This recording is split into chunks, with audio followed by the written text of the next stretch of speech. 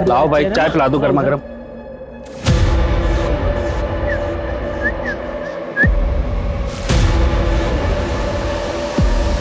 क्या भाई, आया कि नहीं मजा?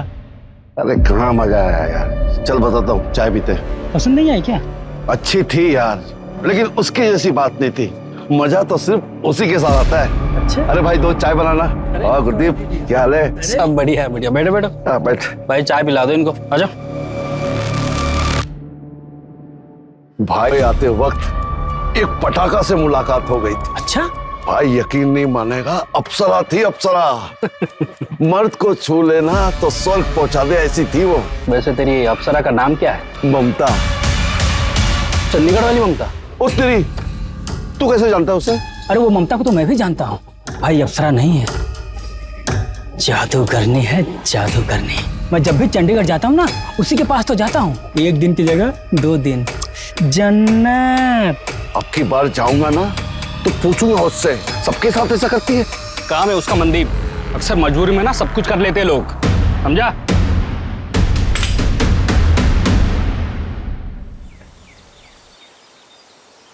रिमोट कहाँ है कमलप्रीत? हर वक्त मोबाइल में खेलती रहती हूँ, देखो तो रिमोट कहाँ है। अरे ममता पुत्र, ए देख ना, मेरा फोन नहीं चल रहा है। मम्मी ये तो हैंग हो गया है। तो ठीक कर देना पुत्र। ये ना ऐसे ठीक नहीं होता है। आप जब चार्टर्ड अकाउंटेंट का काम करती थी ना, तब से ये डब्बा फोन आपके पास। कब तक इसको यूज करोगे? रहने दे रहने दे। परेशान हूँ, रिमोट नहीं मिल रहा है, मेरी कोई सुनता ही नहीं है। अच्छा जी, ऐसा हो सकता है कि मैं अपने पापा की बात का जवाब ना दूं? आपको रिमोट चाहिए ना?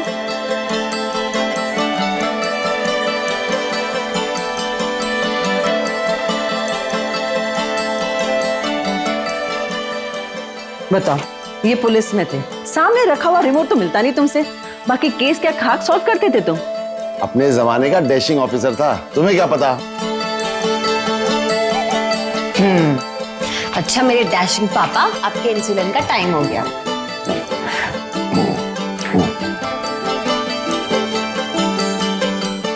बेटा तू भी ध्यान से लंच के बाद अपना इंसुलिन का इंजेक्शन ले लेना, ठीक है? हाँ पापा ले लूंगी। हाँ। चलो अब मैं निकलती हूँ, मुझे बहुत लेट हो रहा है। ठीक है, बाय। हाँ बाय पुत्र। और पहुंच के फोन करो। हाँ पापा।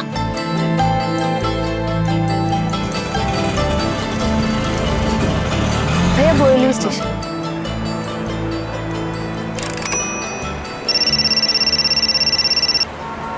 हेलो अमृता, बोलो। ममता मैम कहाँ हैं आप? आप जल्दी ऑफिस आइए। मुझे आधा पौना घंटा लगेगा। क्यों, क्या हुआ, कोई बात? हाँ मैम, हरीश सर बहुत गुस्से में है, बोल रहे हैं अकाउंट्स में बड़ा झोल हुआ है। आप प्लीज जल्दी ऑफिस आइए। हाँ ठीक है। ममता मैं सब कुछ बर्दाश्त कर सकता हूँ, लेकिन कोई मुझे चीट करे ये मैं बिल्कुल भी बर्दाश्त नहीं करूंगा। सर मैंने कुछ नहीं। बिना तुम्हारे इन्वॉल्वमेंट के ये पॉसिबल ही नहीं है। सर मैं सच कह रही हूँ। सैलरी कम थी तुमको? सैलरी कम थी तो कोई और जॉब करती। कहाँ है मेरे पैसे? कहाँ है मेरे पैसे? मुझे इसकी पूरी रिपोर्ट चाहिए, और मुझे जरा से भी शक हुआ ना तुमने मेरे पैसों पे ऐश की है तो माफ नहीं करूंगा तुमको मैं। आओ आओ।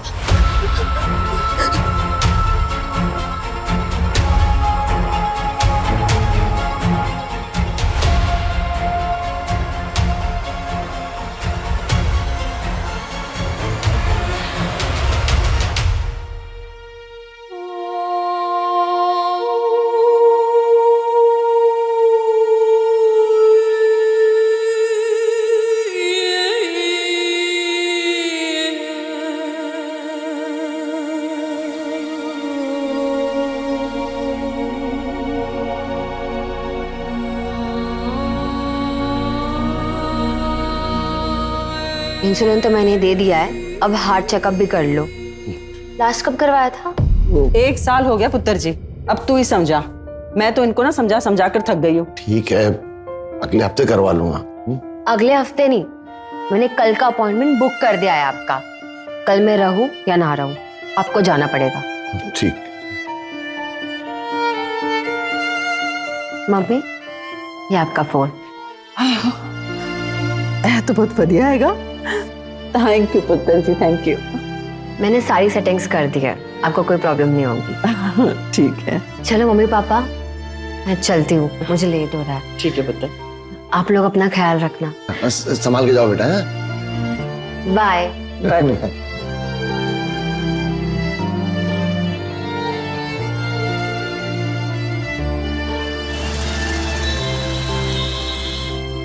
The number you are trying to call is currently switched off. Phone क्यों नहीं लग रहा है?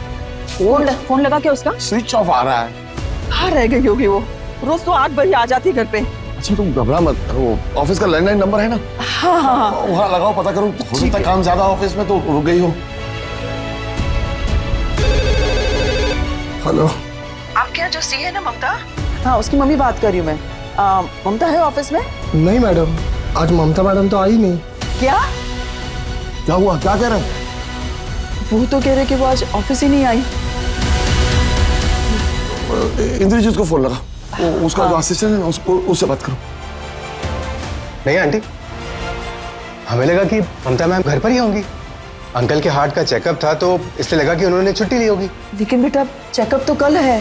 ठीक है आंटी, मैं बाकी सबसे बात करके देखता हूँ ऑफिस में, और आप बिल्कुल फिक्र मत कीजिए, मैं अभी आपके पास आ रहा हूँ।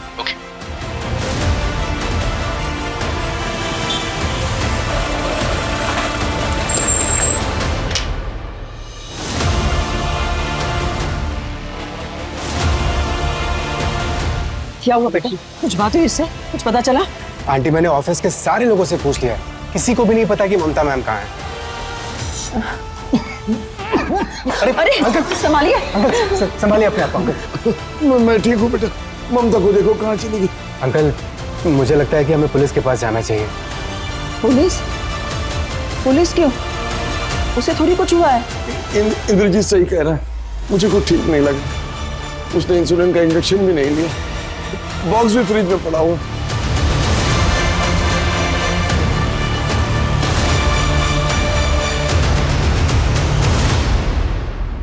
आज सुबह ही निकली थी घर से, पर अभी पता चला कि ऑफिस भी नहीं पहुंची। सर, हमें तो लगा था कि घर पर ही होगी। हो सकता है किसी दोस्त के यहाँ गई, सुबह तक वेट कीजिए। चार्टर्ड अकाउंटेंट है सर वो, ऐसे बच्चों जैसी हरकत वो कभी नहीं करेगी।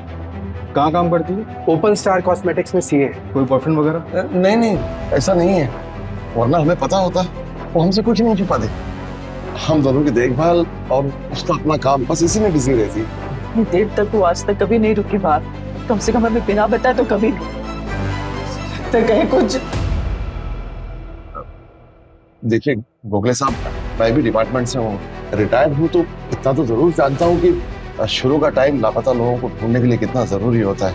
अब प्लीज आप मेरी बेटी को ढूंढिए, उसने इंसुलिन का इंजेक्शन भी नहीं लिया, पता नहीं कहाँ होगी, किस हाल में होगी। कमलेश जी, आप फिक्र मत कीजिए, मैं अभी पेट्रोलिंग टीम को इन्फॉर्म करता हूँ, और अगर आप लोगों को कुछ पता चलता है तो हमें बताइए। पाटिल, कंट्रोल रूम को फोन करो और एक टीम से पूरा एरिया सर्च करो। सर, आप लोग घर जाइए।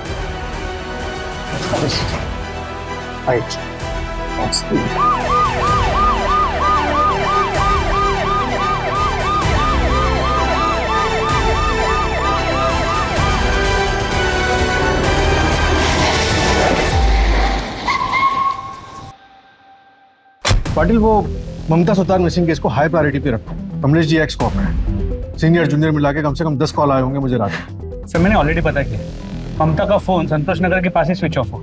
संतोष नगर वही एरिया जहाँ वो रहती है? जी सर, डिटेल कॉल रिकॉर्ड में मंगाया है। उसके घर से लेकर ऑफिस तक का रूट चेक करो, रास्ते में कई सीसीटीवी होंगे, सबको खंगालो। मुझे उसकी कल की हर एक मूवमेंट की रिपोर्ट चाहिए। सर,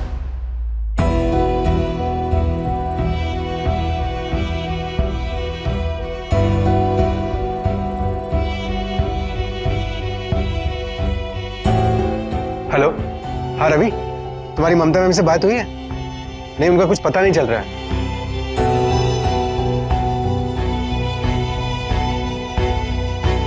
सर ममता के घर से बोरीवली स्टेशन के बीच 3 सीसीटीवी कैमरास के फुटेजेस मिले। ये देखिए, इन तीनों फुटेजेस में वो बोरीवली स्टेशन की तरफ जाते हुए नजर आई, लेकिन सर उसने स्टेशन एंटर नहीं किया। बोरीवली स्टेशन के सभी सीसीटीवी कैमरास के फुटेजेस को खंगाला, कहीं नजर नहीं है, और बैंड्रा में उतरते हुए भी नजर नहीं है। मतलब बीच में कहीं गायब? जी सर।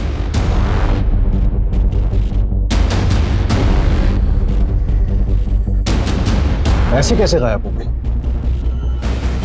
बोरीवली और बैंड्रा के बस स्टॉप और ऑटो स्टैंड सब जगह पता करो वो बोरीवली से बैंड्रा कैसे गई थी, बस ऑटो या कैब। जी सर, मैं टीम्स लगाता हूँ। शुरुआत उसके ऑफिस से करते हैं।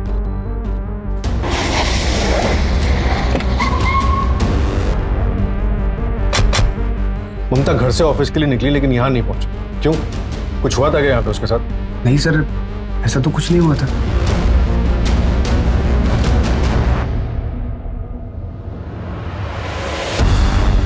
मुझे पिछले 1 महीने के ऑफिस की सीसीटीवी फुटेज चाहिए। जी बिल्कुल। कोई वर्क प्रेशर? थोड़ा बहुत वर्क प्रेशर तो हर ऑफिस में होता है। हम तो बहुत अच्छी लड़की है सर, प्लीज ढूंढिए उसे। मेरे ऑफिस में जितना भी फाइनेंस का काम है सब वही संभालती है। कितने सालों से काम कर रही थी वहाँ? 4 साल। नाम क्या है तुम्हारा? चंदन मात्रे। यहाँ क्या करते हो? ऑफिस बॉय हो सर। अगर कुछ जानते हो ना तो बेझिझक बताओ। डर क्यों रहे हो? क्या हुआ, कुछ जानते हो तुम? कुछ बताना चाहते हो? सर वो 3 दिन पहले उनका बड़े साहब से झगड़ा हुआ था। पूरे 1 करोड़ का डिफरेंस है फाइनल अमाउंट में। कहाँ है मेरे पैसे? सर मैंने कुछ नहीं किया, मुझे नहीं बताइए सर। मुझे नहीं पता, ये सुनने के लिए नहीं बुलाया तुमको मैंने। तुम्हारा सिग्नेचर है हर एक पेपर पे। कहाँ है मेरे पैसे? हाँ सर मैं अकाउंट चेक करती हूँ, मुझे 3 दिन का टाइम है तुम्हारे पास। 3 दिन में मुझे मेरा पैसा वापस चाहिए। सर 3 दिन में इतने अकाउंट्स में कैसे देख? मुझे नहीं पता। 3 दिन में मुझे मेरा पैसा वापस चाहिए। अब कुछ चेक करने की जरूरत नहीं है। और अगर 3 दिन में मेरा पैसा वापस नहीं मिला ना तो याद रख। आओ आओ।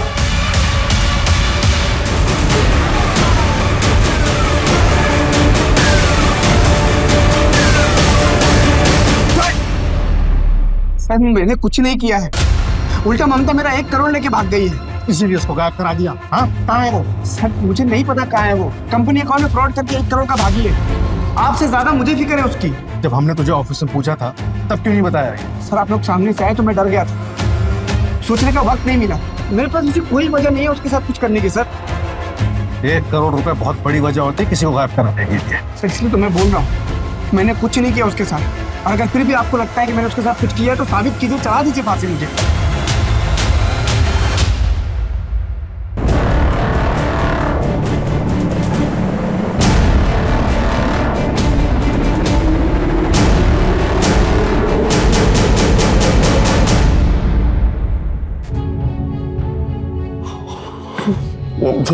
ममता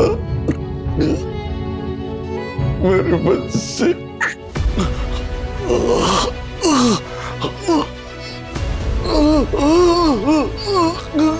कमलप्रीत, कमलप्रीत।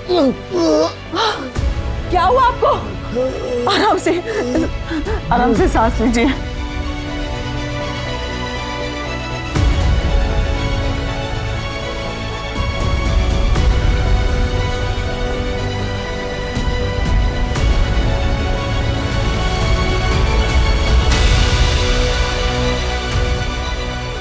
डॉक्टर साहब क्या कंडीशन है उनकी? 2D को टेस्ट के मुताबिक 90% ब्लॉकेज है, अर्जेंट ऑपरेट करना पड़ेगा। अरे अरे संभालिए अपने आप, हम लोग हैं ना साथ में।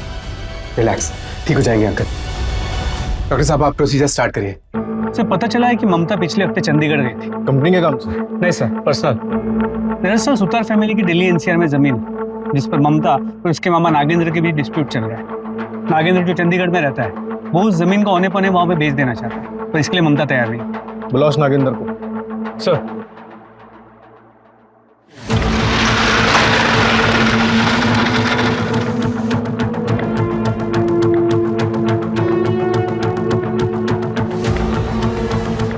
ममता का ये आप मुझसे पूछ रहे हैं? यही जानने के लिए तो मैं आया हूँ यहाँ।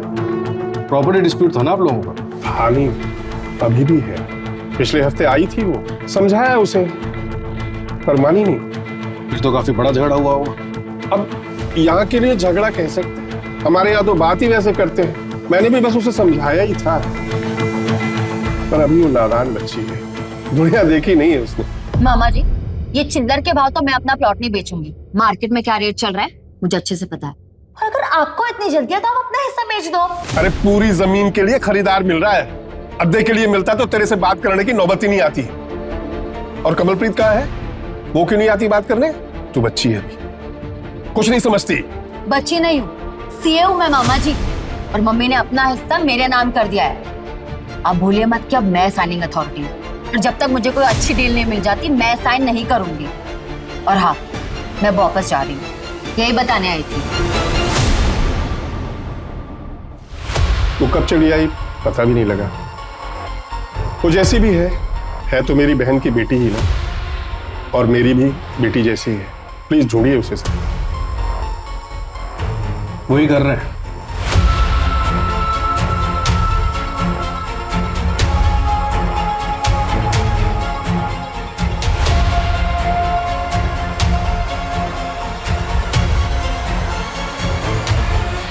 सर ममता का फोन स्विच ऑफ होने से पहले उसे 2 नंबर से मिस्ड कॉल आए थे। पहला उसके ऑफिस के लैंडलाइन नंबर से, लेकिन ये उनके रिसेप्शन एरिया का लैंडलाइन नंबर नहीं है, बल्कि एक दूसरा लैंडलाइन नंबर है जो किसी भी सीसीटीवी कैमरा में कैप्चर नहीं होता। पता नहीं सर, शायद ममता मैडम से किसी ने अपडेट लेने के लिए कॉल किया हो। लेकिन सर आप जो टाइम बता रहे हैं 8:10 का, ऑफिस में तो 8:30 से पहले कोई आता ही नहीं है। क्या ऑफिस में सबसे पहले कौन आता है? सर उस दिन मुझे नहीं मालूम मेरे से पहले कोई आया था यार। वैसे ऑफिस की चाबी तो मेरे पास ही होती है। अब किसी के पास डुप्लीकेट होगी तो आइडिया नहीं। बिना हमारी परमिशन के तुम शहर के बाहर नहीं जा सकते। ठीक है सर। समझ में नहीं आ रहा है चल क्या रहा है। ममता को आखिरी बार बोरीवली स्टेशन के पास देखा गया था और उसके बाद चलते चलते वो कहाँ गायब हो गया। दूसरा कॉल कहाँ से आया था? सर उड़ीसा के एक नंबर से आया, लेकिन वो नंबर ट्रेस नहीं हो पा रहा। ममता के गायब होने से पहले उसे एक अननोन नंबर से कॉल आया, कॉलर ट्रेस नहीं हो पा रहा। कौन हो सकता है?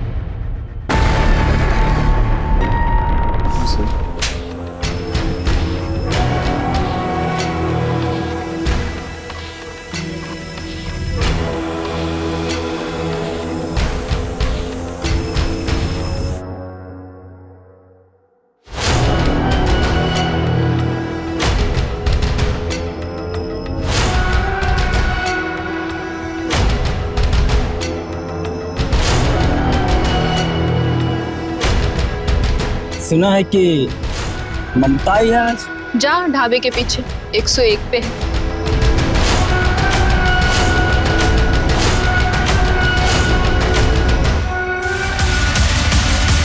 आइए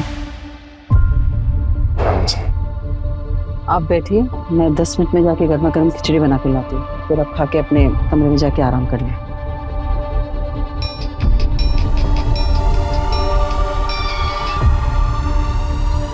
हेलो मम्मी। ममता। मम्मी मैं ठीक हूँ, आपको मेरी चिंता करने की कोई जरूरत नहीं है, और पापा से कहना अपना ख्याल रखे। ममता तू कहाँ है बता रहा, तू कहाँ चली गई है बेटा? मम्मी मैं जहाँ भी हूँ ठीक हूँ। कहाँ है बेटा बता, मैं आता हूँ लेने तुझे। पता बेटा कहाँ है तू? हेलो ममता। ममता ऐसा हो सकता है कि मैं अपने पापा की बात का जवाब ना दूं? ये सब क्या हो रहा है? कहाँ चली गई मेरी बेटी? कहाँ है ममता? सब आराम से टेंशन मत लीजिए प्लीज। क्या बोला उसने? मैं जहाँ हूँ वहाँ ठीक हूँ? हाँ सर। इसका मतलब वो अपनी मर्जी से गई? फिर तो कोई केस ही नहीं बनता। हमने आपसे पहले ही कहा था कमलेश, इस उम्र में अक्सर ऐसा होता रहता। नहीं, फोन उसने जरूर किया था, लेकिन जो कुछ बोला वो अपनी मर्जी से नहीं बोला। ऐसा क्यों लग रहा है आपको? क्या वो डरी हुई साउंड कर रही थी? नहीं, लेकिन ऐसा हो नहीं सकता कि वो मेरे सवाल का जवाब ना दे। हो सकता है किसी ने उससे जबरदस्ती बुलवाया। मुझे शक है कि वो कहीं फंसी। कमलेश जी, शक के मर्ज की कोई दवा नहीं।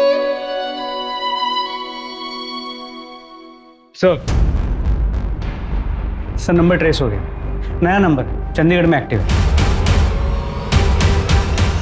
चंडीगढ़ में एक्टिव है? कमलेश जी, ममता बालिग है, अपनी मर्जी से कहीं गई, और आप तो अच्छे से जानते हैं कि ऐसे में पुलिस भी कुछ नहीं कर सकती। अब गोखले साहब, मैं जानता हूँ, अपने पुलिस की सर्विस के दौरान मैंने ऐसे कई केसेस देखे हैं जिसमें पुलिस को गुमराह करने के लिए बहुत से फेक कॉल्स किए गए। अब मैं सिर्फ ये जानना चाहता हूँ कि ममता सही सलामत है या नहीं। उसके बाद मैं कभी आपको परेशान नहीं करूंगा। ना एक रिटायर्ड पुलिस ऑफिसर की हैसियत से और ना ही एक मजबूर बाप की हैसियत से।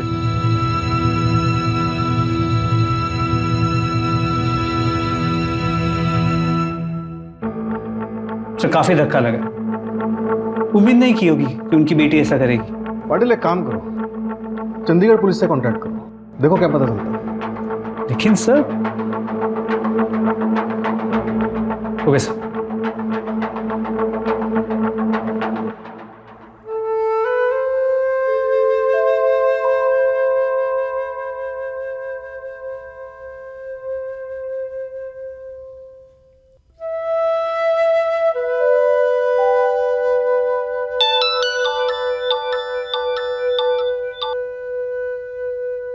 आंटी जी मैं अपने घर आया हूँ, आप बिल्कुल फिक्र मत कीजिए, मैं कल अंकल जी को चेकअप के लिए ले जाऊंगा। ठीक है बेटा। जी।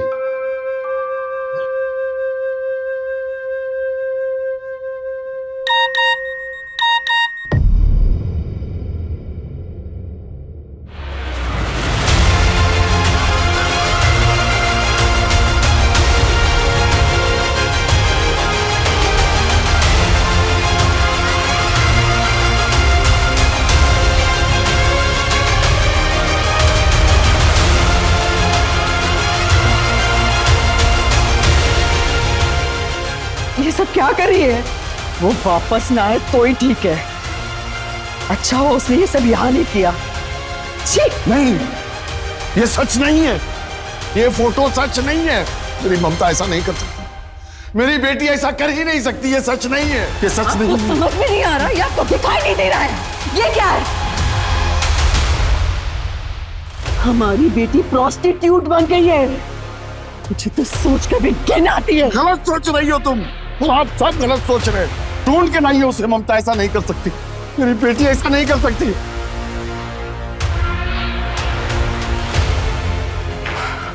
अजीब बात है पाटिल, कोई कम पढ़ी लिखी ना समझ लड़की होती तो मैं समझ भी सकती, लेकिन ये। जी सर, समझ के बाद एक सीए होने के बावजूद ममता ऐसा काम क्यों कर रही है? जैसा दिख रहा है वैसा है नहीं पाटिल। चंडीगढ़ निकलने की तैयारी करो, देखे तो ये जगह आखिर है कहाँ, और ये फोटोग्राफ जिस नंबर से इंद्रजीत को आया था उसे ट्रैक करो। सर,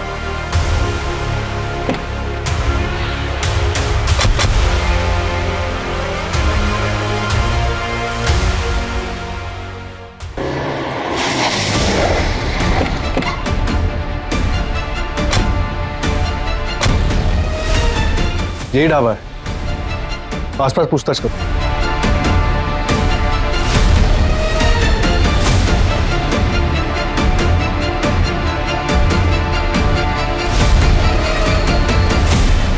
इसे देखें, सब उधर जी। उधर पाटिल। अरे साहब, ये तो ममता है, अभी उसे एक ड्राइवर लेके गया, मोटा पैसा दिया था उसने। कौन सा ड्राइवर? ममता कहाँ है बेटा तू? यस माय डैशिंग पापा, आप मुझे बुला और मैं ना आऊं, ऐसा हो सकता है? मैं आपको छोड़कर कभी नहीं जाऊंगी। ये लीजिए पानी पीछे।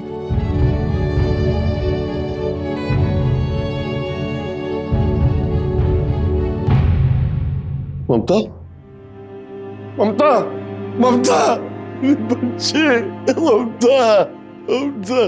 साहब वो ममता तो वेंकट के साथ चली गई। कौन वेंकट? वो आंध्रा का ट्रक ड्राइवर है साहब। ये वेंकट का नंबर एड्रेस सब कुछ चाहिए हमें। नंबर और एड्रेस हम लोग नहीं रखते साहब, क्या है ना, हमारा पूरा धंधा कैश पे चलता है ना, कस्टमर से हम लोग पहले कैश ले लेते ना, इसलिए एड्रेस सब नहीं रखते हम लोग। ममता के बारे में और कुछ बता सकते हो? वो यहाँ पे कब से? कई लड़कियां आती जाती है साहब, लेकिन हाँ, ममता जब यहाँ नई नई आई थी ना, उसने मुझे एक बात बोली थी। उसके माँ बाप उड़ीसा में रहते हैं। मैं उड़ीसा से हूँ, माँ बाबा दोनों उड़ीसा में। यहाँ चंडीगढ़ में ना कोई लफड़ा नहीं होगा, मैं गारंटी लेती हूँ। ठीक है। उड़ीसा? मर गई है वो हमारे लिए, आज के बाद कोई भी उसका नाम नहीं लेगा इस घर में। क्या क्या भैया, कमलप्रीत, अगर ये सब करना था तो नाटक क्यों कर रही थी हमारे साथ? को सब बना बटी इस दुनिया में, कोई किसी का नहीं रहता। आज के बाद कोई इस घर में इसका नाम नहीं लेगा, समझे? तो क्या कर रही है कमलप्रीत? ममता वापस आएगी, हमारी बेटी सही सलामत वापस आएगी। आप चुप करिए और तोड़ दीजिए अपना ये भ्रम। इस घर में और हमारी जिंदगी में रहने के लायक नहीं है वो।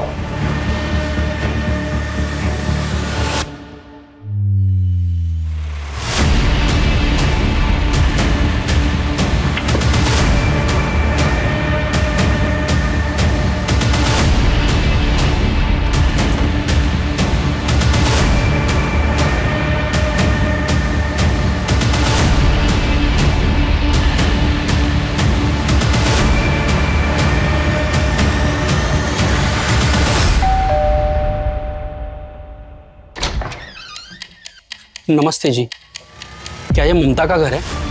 नहीं, मर गई वो हमारे लिए। और निकल जाओ यहाँ से। पाजी पाजी पाजी, आप कौन? जी अंकल जी, मैं गुरदीप चंडीगढ़ में मिला था ममता से। क्या ममता है घर में? बस अभी ये दिन ही देखना बाकी था। इस लड़की ने ये दिन भी दिखा दिया। इसके कस्टमर्स घर आने लगे, अब आप ही झेलो। अंकल जी आइए, अंदर आइए आप। पाजी पाजी, बताइए ना, कहाँ है मेरी ममता? आप मिले थे ना चंडीगढ़ में उससे, कहाँ है बताइए ना। अंकल जी, मैं भी उसी को ही ढूंढ रहा हूँ। साहब जी मैंने कुछ नहीं किया। साहब जी मैंने कुछ नहीं किया। साहब जी मैंने कुछ नहीं किया। साहब जी बोल दो। साहब जी, मैं ममता से प्यार करता हूँ।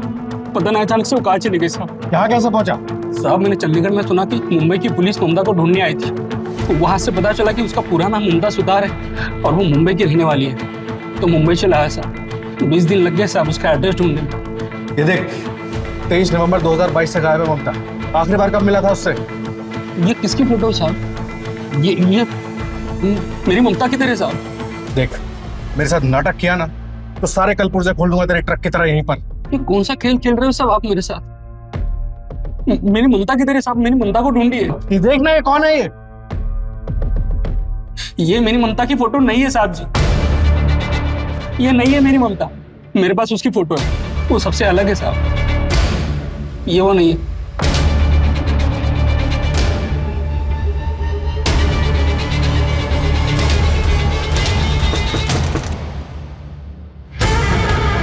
कैसी है तू ममता?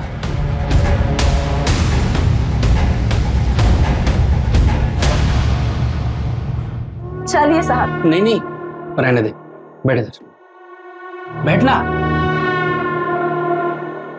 तुझसे बात करना अच्छा लगता है मुझे। पर पैसे पूरे लूंगी मैं। हाँ तो मैं काम ना कर रहा हूँ, पूरे दे दूंगा। वैसे एक बात बता, ये जो तू कर रही है तुझे अच्छा तो नहीं लगता? मामा चलेगी मेरे साथ? शादी करूंगा तुझसे, खुश रखूंगा तुझे, चलेगी? अच्छा, आप जैसे ना बहुत कस्टमर आते हैं यहाँ। पाटिल, हमें घुमाया जा रहा है। किसी ने जानबूझ के प्रोस्टिट्यूट ममता वाला चक्र भी हमारे सामने रचा, जिससे कि ये पूरा का पूरा केस उलझ के रह गया। लेकिन सवाल ये है कि चंडीगढ़ वाली ममता अगर हमारे केस वाली ममता नहीं है तो वो कहाँ है? पर ममता सुतार वो कहाँ है? वैसे सर, ये पॉसिबल है कि शायद वो खुद ही कहीं चली गई, या फिर शायद एक गुरप्रीत झूठ बोल रहा है। पाटिल, अब वक्त आ गया कि हम शायद शब्द को इस केस से बिल्कुल हटा दें। क्या हुआ? क्या सोच रहे? पाटिल, मैं सोच रहा हूँ कि 1 महीना गुजर चुका है और ममता अभी तक अपने घर वापस नहीं आई है। मुझे डर है कहीं वो जिंदा है भी या नहीं। कितनी बार कहा था तुझसे, हमारी बेटी ऐसा नहीं कर सकती। कितना श्राप दिया था तूने उसे, पता नहीं बेचारी किस हाल में होगी। ममता, मम्मी ममता, मम्मी मैं ठीक हूँ। आपको मेरी चिंता करने की कोई जरूरत नहीं है। और पापा से कहना अपना ख्याल रखे। पता बेटा कहाँ है तू? सब पहले चंडीगढ़ से एक कॉल आया और फिर चंडीगढ़ के ढाबे के ये फोटोज। पाटिल, हो सकता है कि सब एक फर्जी कहानी हो। ममता गायब होने के बाद शायद चंडीगढ़ गई ना हो। मतलब ये कॉल, ये फोटोज सब फर्जी हो। You mean cyber crime? लेकिन सर, हमारी साइबर टीम ने चेक किया है, कोई टेम्परिंग नहीं हुई। IT स्पेशलिस्ट को भी। सर, चिराग, एक काम करो, ये पाटिल का एक ऐसा फोटो बनाओ जिसमें वो मॉरिशियस में।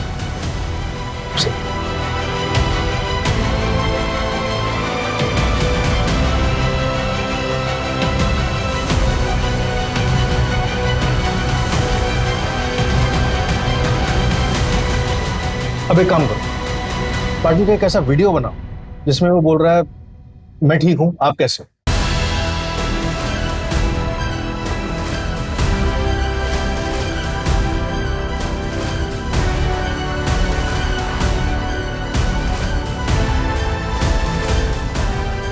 मैं ठीक हूँ, आप कैसे हैं? सर, ये तो हाँ पाटिल, नए जमाने की advance technology, AI, artificial intelligence. गलत हाथों में पड़ गया तो ऐसा हो सकता है, किसी का भी फोटोग्राफ ऑफ कर सकते हैं या फिर किसी की भी वीडियो बना सकते हैं, और भी ना जाने क्या क्या कर सकता है ये AI।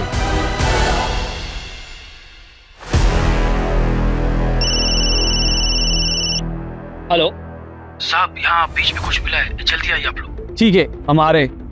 कामले बीच की तरफ लो। अलीबाग पुलिस को एक अनजान महिला की लाश मिली है। बताया जा रहा है कि कातिल ने लाश के 10 से भी ज्यादा टुकड़े करके उन्हें अलग अलग पॉलिथीन बैग्स में भरकर समुद्र में फेंक दिया। पुलिस को अभी 15 बैग्स मिल चुके हैं, पर पूरी बॉडी अभी तक नहीं मिली है। अलीबाग पुलिस का अनुमान है कि ये बैग्स मुंबई की तरफ से बहकर आए हैं। पाटिल, पता करो ये माजरा क्या है। सर हेलो, क्या? ओके सर, ममता का बॉस एब्सकॉन्डिंग है। मुंबई की ममता सुतार को लापता हुए आज 35 दिन हो गए। कहा जा रहा है कि अलीबाग में जो डेड बॉडी के टुकड़े मिले हैं वो ममता के हो सकते हैं। मुंबई पुलिस को इस केस के तार चंडीगढ़ और ओडिशा से जुड़े हुए लगते हैं। बता दें कि 23 नवंबर को ममता सुतार अपने घर से ऑफिस के लिए निकली थी और बीच रास्ते में रहस्यमयी ढंग से लापता हो गई। पुलिस अब भी इस पहेली का खुलासा नहीं कर पाई है कि आखिर एक लड़की क्यों अचानक अपने बूढ़े माँ बाप को छोड़कर चली गई। Hi guys, welcome to my channel. So आपको पता है अभी मैं आई हूँ बोरीवली और यहाँ से मैं ऑटो पकड़ के जाऊंगी नेशनल पार्क और वहाँ से जाऊंगी कन्हेरी केव्स। यस, आप लोगों को कन्हेरी केव्स के बारे में पता है? डोंट वरी, मैं आपको बता रही। कन्हेरी केव्स है सी लेवल से 1500 फीट ऊपर। सो मैं आपको ये सब बताने वाली हूँ लाइव अपने चैनल पर। सो स्टे ट्यून, सी या। सर, मैंने वो ऑडियो और ममता के फोटोज भी चेक किए हैं। जिसने भी ये बनाया बहुत टेक्निकली स्ट्रांग है, क्योंकि ये बहुत प्रोफेशनल तरीके से बना है। देखकर बता पाना ये मुश्किल है कि ये AI जनरेटेड है या असली। पाटिल, अब इस खेल के खिलाड़ी को उसी के मोहरे से मात देने का वक्त आ गया। ये खेल चंडीगढ़ में शुरू हुआ था, जहाँ ममता का मामा भी रहता। सर, ये चिराग जिस तरह उसने फोटोज को मॉर्फ किया है, कितनी आसानी से हम किसी का आइडेंटिटी चुरा सकते हैं। आजकल AI से कुछ भी पॉसिबल है पाटिल। सर, मुझे आपको कुछ बताना था। मुझे ममता सुतार केस के बारे में बताना था। सर, ये वीडियो मैंने 23 नवंबर को शूट किया था और जब मैंने एडिट किया तब मैंने इस लड़की को दिखाई। और यहाँ से मैं ऑटो पकड़ के जाऊंगी नेशनल पार्क और वहाँ से जाऊंगी कन्हेरी केव्स। यस, एक मिनट, थोड़ा पहले। कन्हेरी केव्स है सी लेवल से 1000। सिल्वर MPV, इसके नंबर से इसकी सारी डिटेल्स निकलवाओ जल्दी। और आपको जब इस केस के बारे में पहले से पता था तो आप पहले क्यों नहीं आए हमारे पास? सर, मैं लंदन गई थी, कल ही वापस आई और जब मैंने न्यूज में इस लड़की को देखा तब मुझे उसका चेहरा याद आया। सर, वो गाड़ी किसी आसिफ कपड़िया के नाम पे रजिस्टर्ड है। मूव।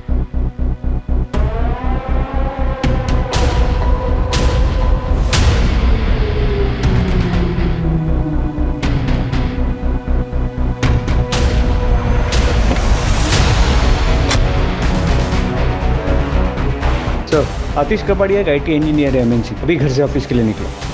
जल्दी चलो, ओवरटेक करो से जल्दी।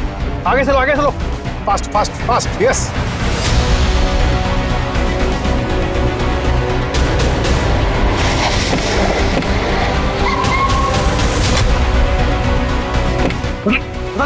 अरे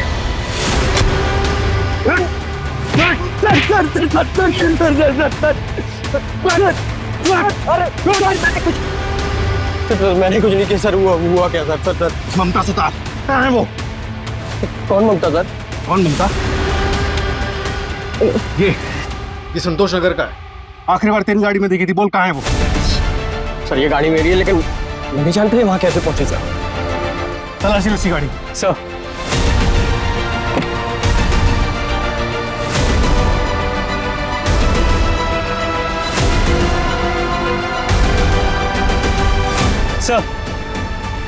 ये लड़की के बाल मिले। फॉरेंसिक के लिए भेजो और ममता के माँ बाप से इसका डीएनए मैच करवाओ। इसी गाड़ी सीज करो और इसको अंदर करो। बेटा आसिफ, तू तो लंबा गया। चल चल।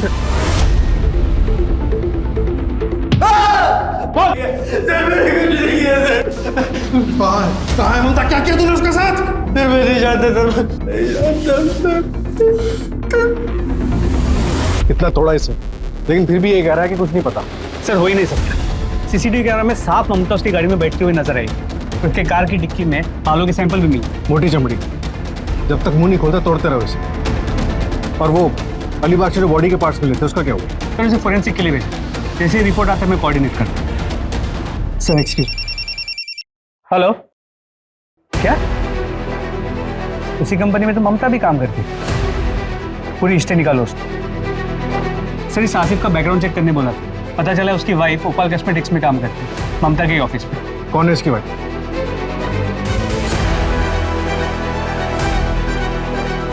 तुम्हें क्या लगा अपने पति की कार यूज करोगी तो पकड़ी नहीं जाओगी?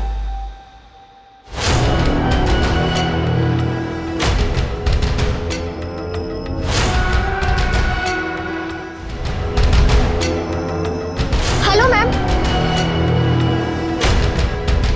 तुम यहाँ? मैम मैं ऑफिस ही जा रही थी, चलिए साथ में चलते।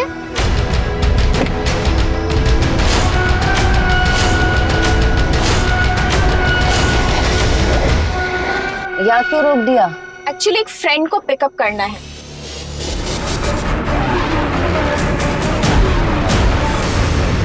और जाहिर है कि ये सब तुमने अकेले नहीं किया, कोई था तुम्हारे साथ जिसने तुम्हारी मदद की थी। या फिर यूं कहें कि असली मास्टरमाइंड वो था जिसने सारा खेल रचा है। किसके अकाउंट में पैसे ट्रांसफर किए थे तुमने? कौन है वो? इसको आईटी और एआई का अच्छे से यूज करना आता है। बताओ। वी आर सॉरी, आपकी बेटी ममता का मर्डर हो चुका है।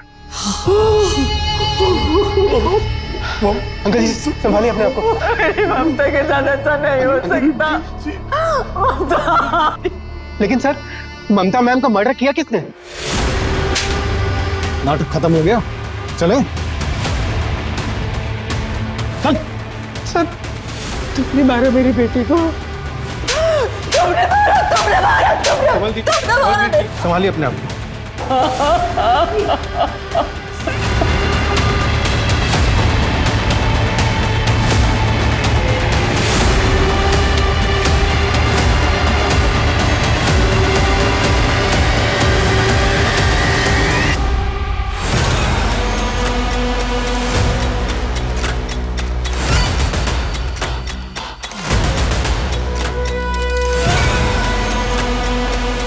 मैं 3 साल पहले चंडीगढ़ गया। वहाँ मेरी मुलाकात उस धंधे वाली से हुई। जब मैंने ममता को मारने का प्लान किया तो मुझे उसकी याद आई। सेम नेम का फायदा उठाया मैंने। वो ममता कहाँ है? वो मुझे नहीं पता सर, अपने किसी कस्टमर के साथ गई होगी। ममता सुतार का मर्डर कैसे किया? मैंने पहले ही पता लगा लिया था कि ममता किस रास्ते से आती और जाती है, और ये भी देख लिया था कि उस रास्ते पे कहाँ सीसीटीवी नहीं है। अमृता उसी जगह अपने पति की गाड़ी में ममता का वेट कर रही थी। Hello ma'am. अमृता तुम यहाँ क्यों रोका? फिर हम ऑफिस चले गए और रात को हमने बॉडी पार्ट्स को समुंदर में फेंक दिया। मारा क्यों उसे? नहीं मारता तो वो 3 दिन बाद मुझे जॉब से निकाल दी थी। क्यों? क्योंकि मैंने अकाउंट में घपला किया था और ममता को इस बात का पता चल गया था। वो मुझे नौकरी से निकालने वाली थी। मैं क्या करता? ऑफिस छूट जाता, अमृता छूट जाती। हम किसी भी कीमत पर एक दूसरे से अलग नहीं होना चाहते थे। मैम प्लीज, आप सर से कुछ मत कहना। मुझे उन पैसों की सख्त जरूरत है मैम। आप प्लीज कोई बहाना मार देना ना। तुम्हारा दिमाग खराब हो गया इंद्रजीत। तुम्हारी वजह से सर मुझ पर इल्जाम लगा रहा है। मैं इतना बड़ा रिस्क नहीं ले सकती। मैं डॉक्यूमेंट्स निकाल रही हूँ और 2 दिन में सर को बता दूंगी। तुम्हारे पास 2 दिन का टाइम है, या तो पैसे रिटर्न कर दो वरना अपना सामान पैक कर लेना। Ma'am ma'am ma'am please.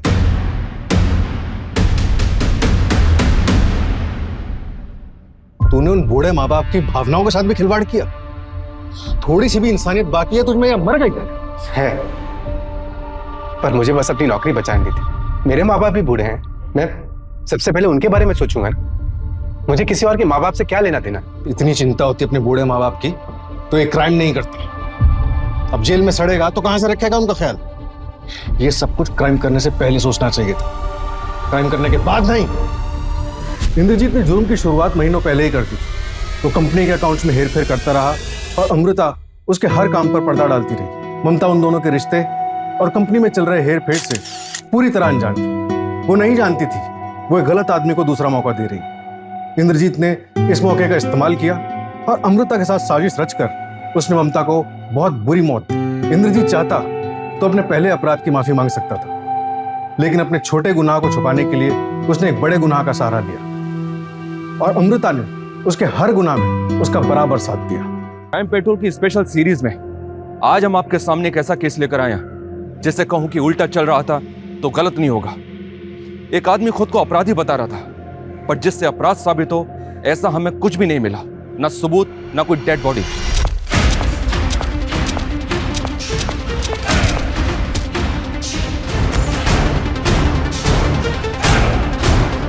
इस केस में हमारे सामने जुर्म से पहले यह पता लगाने की चुनौती थी कि यह केवल अवधारणा है या सच, जुर्म हुआ भी है या सिर्फ भ्रम है।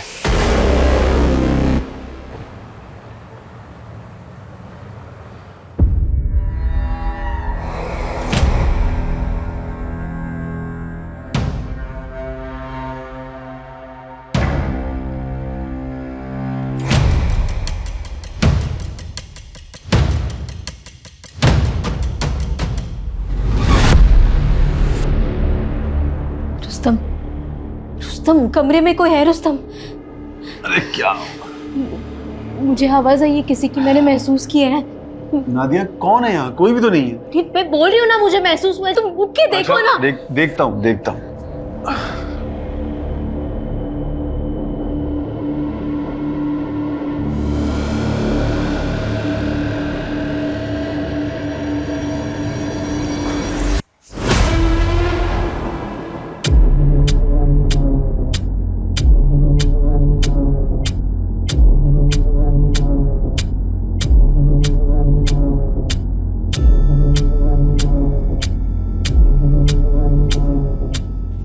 क्या हुआ? कोई था क्या? अरे है तो कोई नहीं, लेकिन मेन डोर खुला हुआ है और करीम भी अपने रूम में नहीं है। पता नहीं कहाँ चला गया। नादिया, मैं उसे ढूंढ के लाता हूँ। अरे सुनो,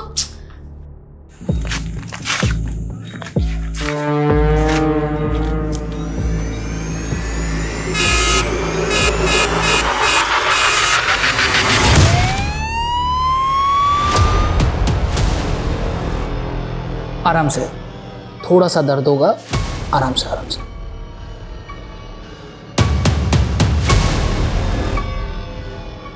डॉक्टर साहब, ये मेरा भाई नहीं है, मेरे बेटे की तरह है। समझ में नहीं आ रहा इसको कैसे संभालूं। रात बिरात कहीं भी कभी भी उठकर बाहर चला जाता है और भटकता फिरता है। रुस्तम, करीम को फिजिकल ट्रीटमेंट के साथ साथ मेंटल ट्रीटमेंट की भी जरूरत है, क्योंकि अब नींद की गोलियां भी इसे सुला नहीं पा रही। आई थिंक कोई बात है जो इसे डिस्टर्ब कर रही है। जीना हराम हो गया उस करीम के चलते, और ये रुस्तम है कि उसकी फिक्र में घुले ही जा रहे। अब तो ऐसा लगता है कि हम मियाँ बीवी का काम बस यही बचा है कि हम उस करीम की चौकीदारी करते रहें।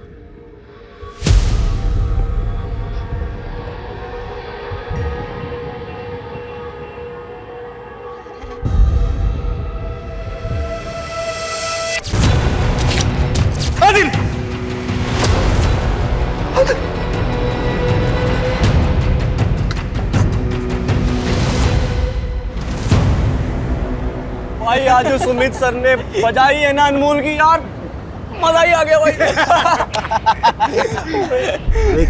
तेरी वाली आ गई। अरे क्या है इसकी वाली? हमारा शरीफ सरल का कुछ बोल तो पाता नहीं है। चुप ना। लेकिन जो भी बोल, अपना भाई एक तरफा मोहब्बत की मिसाल, जिससे मोहब्बत करता है एक बार बात करने भी नहीं आती।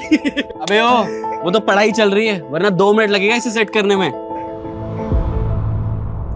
हाँ तो तू जो बोलेगा ना वो हार जाएंगे हम, बस तू करके दिखा। तो ठीक है, अगले 2 दिन में ये लड़की तुम्हारे भाई के बगल में होगी, देख लेना। आदिल, हाँ यह है तेरी ट्यूशन? अबू बहुत आशिकी चढ़ी है। चल घर चल, मैं आशिकी निकालता हूँ। अबू चलो। अबू ये क्या कर रहे हैं आप? ऐसे कोई जवान बेटे पे हाथ उठाता है क्या? ऐसा कुछ भी नहीं करेगा ये इस बार फेल नहीं होगा। मैं कह रही हूँ ना, माफी मांगना अपने अब्बू से, माफी मांग। अब्बू हमें माफ कर दीजिए, आइंदा ऐसा नहीं होगा। ऐसा वैसा नहीं, कैसा भी नहीं होना चाहिए। मैं तो यही मैयत गाड़ूंगा तेरी, समझा? ऐसा कुछ भी नहीं करेगा ये। तू जा अपने कमरे पे जा और पढ़ाई कर जा।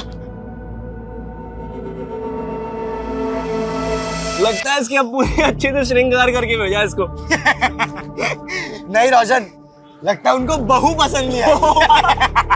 नहीं यार, वो तो सिर्फ एक जरिया है। असल गुस्सा तो उन्हें मेरे खराब रिजल्ट पे आया है। 3 साल से डिग्री अटकी हुई है, उसी का बदला लिया है।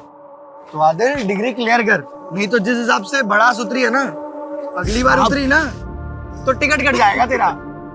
वही सोच रहा हूँ यार, क्या करूं। यस, आ गया आइडिया। मायरा पढ़ाएगी अब मुझे। भाई इसका इश्क का भूत अभी भी नहीं उतर रहा भाई। अरे अभी भी ख्वाब देख रहा है उसके यार। ये उतरेगा जब इसका बाप इसके ख्वाबों में घुस के इसकी चमड़ी उधेड़ेगा ना, तब सारा भूत उतरेगा। देखो जो भी करना है करने दो, मुझे रोक नहीं पाएंगे। अभी ये दिखा अपना कारनामा, ले जा। कब से इंतजार था इस मंजर का। अब जो कुटाई होगी ना, काबिले तारीफ होगी। अबे रोशन, क्या तकलीफ है तेरी? क्यों मनहूसियत फैलाता रहता? हाय मायरा, 1 मिनट बात कर सकता हूँ? बोलो। मायरा, तुम मुझे केमिस्ट्री पढ़ाने में थोड़ी हेल्प कर सकती हो? अरे पर मैं तो खुद ही स्टूडेंट हूँ, तुम्हें क्या ही सिखा सकती हूँ। मायरा, तुम तो टॉपर हो, मुझ जैसे बैक बेंचर को तो पढ़ा ही सकती हो। तुमने वो सुना है कि ज्ञान बांटने से बढ़ता है? देखो तुम मुझ जैसे गरीब की हेल्प कर दोगी तो तुम्हारा भी रिवीजन हो जाएगा ना। प्लीज मायरा।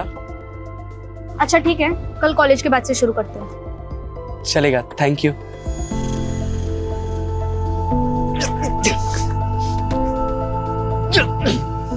भाई तेरी ब्लैक वाली जैकेट तैयार रखना। क्यों? अबे तूने कहा था ना, अगर मैंने इसे सेट कर लिया ना तो तू मुझे तेरी ब्लैक वाली जैकेट दे, तो तैयार रखना। क्या बोलता है? मजा आएगा केमिस्ट्री पढ़ने में।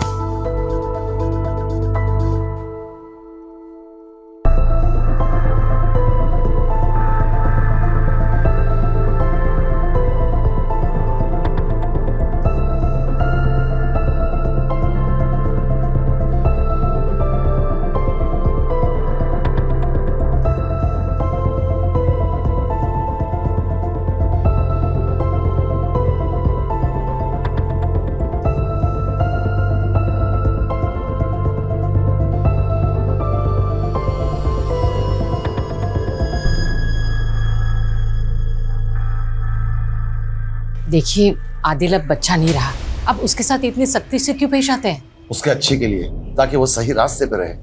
लगाम ढीली छोड़ी तो आवारा फिरने लगेगा, और मैं कभी ये बर्दाश्त नहीं कर सकता कि उसकी वजह से मेरे नाम या मेरी इज्जत पे कोई आंच आए।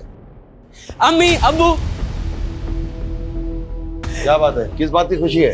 अम्मी अब्बू, हमें जिस सब्जेक्ट में कंपार्टमेंट थी ना, उसमें हमारे बहुत अच्छे मार्क्स आए और इस बार तो डिग्री मिल ही जाएगी। 3 साल में तो गधे भी पास हो जाते हैं। तुम्हें खुश नहीं, शर्मिंदा होना चाहिए।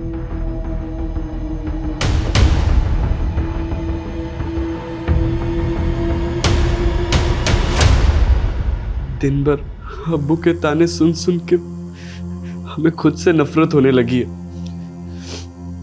लेकिन आज दुख का नहीं, खुश होने का दिन है। लकी डे है मेरा।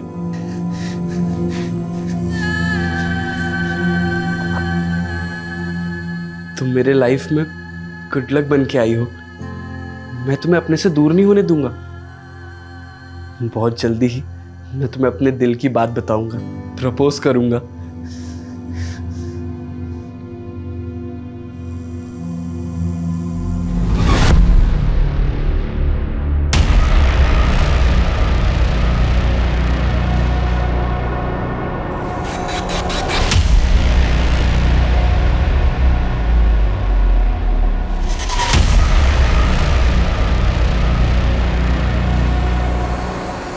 हेलो,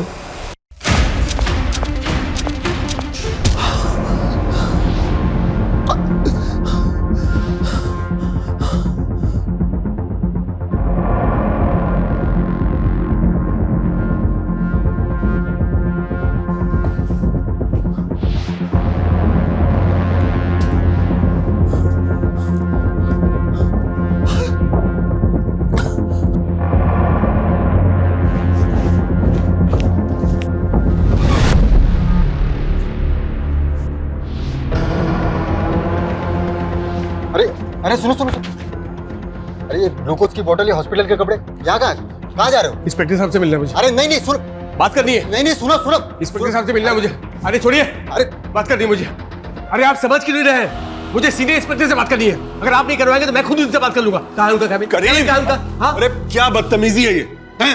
इंस्पेक्टर साहब, ये हमारा छोटा भाई है, इसकी तरफ से हम माफी मांगते हैं। इसकी तबीयत बिल्कुल ठीक नहीं है। इसकी तबीयत नहीं, इसका दिमाग खराब है। अब देखो ना, ये कौन ऐसे सीधे हॉस्पिटल से ये सलाइन ड्रिप हाथों में लिए पुलिस स्टेशन आता है? अरे आप समझ क्यों नहीं रहे?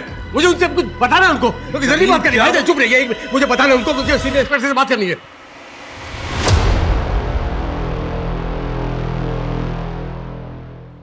हाँ बोलो। सर, मुझे कुछ कन्फेस करना है। मैंने 21 साल पहले अपने दोस्त का मर्डर किया था। What? तुमने 21 साल पहले अपने दोस्त का मर्डर किया था? तुम ये बताने के लिए आए हो? हाँ, यही बोला मैंने। आप मेरी बात को रिपीट क्यों कर रहे हैं सर? आप मेरी बात समझ नहीं रहे। शांत हो जाओ, शांत हो जाओ। आप बैठो बैठो इधर, बैठाइए इसे, बैठाइए। हाँ बैठ जाओ, बैठो करीम, बैठो। ये लो पानी पियो। पानी पी लो बेटा। सर, इसकी फैमिली ने बताया कि इसकी दिमागी हालत बिल्कुल ठीक नहीं है। एक काम करते हैं, इसकी तसल्ली के लिए इसकी रिपोर्ट लिख लेते हैं और फिर इसको वापस हॉस्पिटल भेज देते हैं ताकि इसका इलाज हो पाए। मुझे भी ऐसे ही लग रहा है, पर फिर भी हम इसकी बातों को इग्नोर नहीं कर सकते कुमार। एक बार बात करते हैं, देखते हैं और क्या कहानी सुनाता है। Right sir. चलो हमने मान लिया कि तुमने अपने दोस्त का मर्डर किया था। तुम्हारे दोस्त का नाम क्या था? आदिल। तो मर्डर हुआ, बात पुलिस तक नहीं पहुंची? 21 साल पहले पुलिस ने इन्वेस्टिगेट नहीं किया? नहीं, पुलिस को मर्डर के बारे में कुछ पता नहीं चला सर। ओके, पुलिस को कुछ पता नहीं चला। और उसकी फैमिली, उनको भी नहीं पता चला कि उनके बेटे का मर्डर हो गया? नहीं नहीं, उनको भी इसके बारे में कुछ पता नहीं चला। अच्छा, वैसे तुमने अपने दोस्त को मारा क्यों?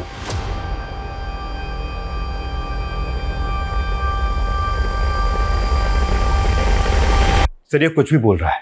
21 साल पहले एक आदमी गायब हो गया, उसका मर्डर हो गया, इसके बारे में ना तो पुलिस वालों को पता चला और ना ही उसकी फैमिली को। और जब इससे पूछा जा रहा है कि इसने क्यों मारा तो उसके पास कोई जवाब ही नहीं है। सर, ये हमारा समय बर्बाद कर रहा है और कुछ नहीं है। नहीं नहीं सर, मैं सच बोल रहा हूँ सर। मैं नहीं मारा आदिल को। नहीं, मैं बोल रहा हूँ। चुप, बिल्कुल चुप, बिल्कुल चुप। सर, ये अपने होशो आवाज खो चुका है सर। इसको तो ये भी नहीं पता है कि ये कह क्या रहा है। आप तो इसके बड़े भाई हैं ना? जी। आप जानते किसी आदिल को जो इसका दोस्त था?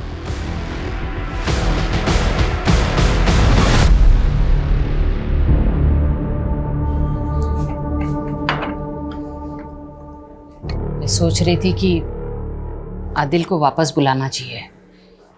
एक ही तो औलाद है हमारी, उसके बिना बिल्कुल अच्छा नहीं लगता। वो जहां भी है खुश है, उसे वहीं रहने दो। तुम क्यों उस पे बूढ़े माँ बाप की जिम्मेदारी थोपना चाहती हो?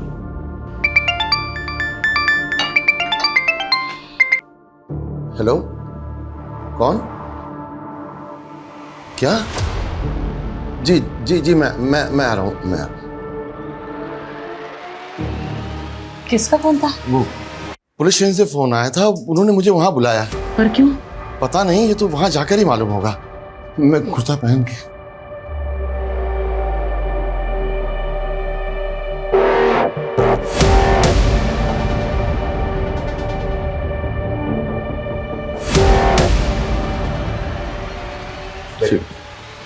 आदा जी, आइए जमल साहब, बैठिए।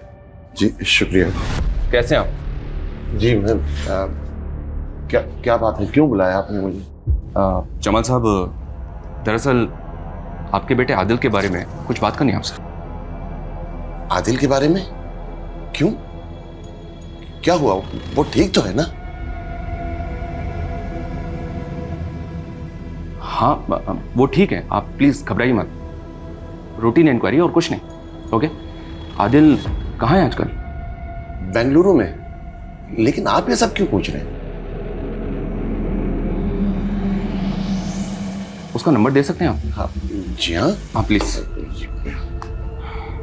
जी ये सर, माजरा क्या है? हाँ जमाल साहब, बताया ना आपको, रूटीन इंक्वायरी और कुछ नहीं। नहीं सर, फोन नहीं उठा रहा वो। सर वो ऑफिस में होगा, लेकिन बताइए ना सर, क्या बात है? जमाल साहब, आप प्लीज, आप बिल्कुल मत घबराइए, वो एकदम ठीक है। अभी आप जा सकते हैं।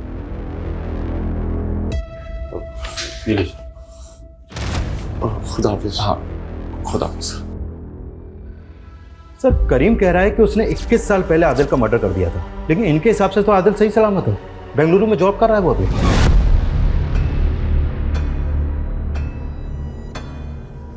ये तो समझ नहीं आ रहा कुमार कि ये करीम एक ऐसे आदमी का मर्डर जबरदस्ती कबूल रहा है जो शायद कभी हुआ ही नहीं है।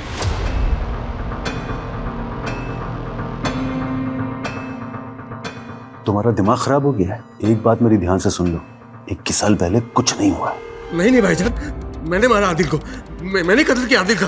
एक बात अपने दिमाग में बिठा लो, तुमने कुछ नहीं किया है, तुमने आदिल का खून नहीं किया है। मैंने नहीं मारा आदिल को, नहीं मारा आदिल को मैंने।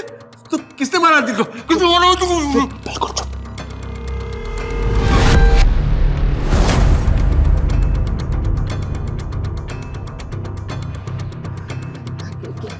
क्या हुआ? क्यों बुलाया था पुलिस वाले ने? कुछ नहीं, ऐसे ही रूटीन पूछताछ के लिए बुलाया था। आदिल के बारे में पूछ रहे थे। आदिल के बारे में क्या हुआ? वो ठीक है ना? मैं एक काम करती हूँ, उसे फोन करके पूछती हूँ वो ठीक है कि नहीं। कोई जरूरत नहीं है, बहाना रूटीन पूछताछ के लिए बुलाया था। अब पुलिस उसे फोन करके परेशान कर रही होगी, अब तुम परेशान करोगी। कोई जरूरत नहीं है उसे तंग करने की। माँ के दिल को तसल्ली मिल जाती है अगर उसका बेटा ठीक हो तो। सबसे पता चला है इस्माइल बेंगलुरु गया है, मेरा दिल ही घबरा रहा है। अब तो जानते हैं ना उसकी नीयत कैसी है। आंटी, आपके हाथ के सेवइयों का जवाब नहीं। भुक्कड़, मुझे पता है तुझे और चाहिए। हाँ, टेंशन मत ले। होशियारी करेगा तू मेरे साथ? हाँ, साइन करेगा कि नहीं बोल? ज्यादा शान पत्ती नहीं करना, समझा? कौन हो तुम? तुम मेरी मर्जी के खिलाफ मुझसे कुछ भी नहीं करवा सकते। मैंने एक बार कह दिया ना, मैं दस्तखत नहीं करूंगा मतलब नहीं करूंगा। मर्जी अपनी मर्जी की बत्ती बना। और आखिरी बार बोल रहा हूं, 1 महीने के अंदर इन सारे पेपर्स पे साइन चाहिए मेरे को, वरना उसके बाद जो भी होगा उसका जिम्मेदार तो खुद होगा। अब वो ये है कौन और आपको धमकी क्यों दे रहा है? अच्छा, तो ये है नवाबजादे, नवाब साहब के। ए बेटा ना, अरे बात करना। चल अंदर जाओ तुम लोग। तो अंदर जाओ, आजा। अंदर जाओ, बाहर नहीं आना तुम लोग।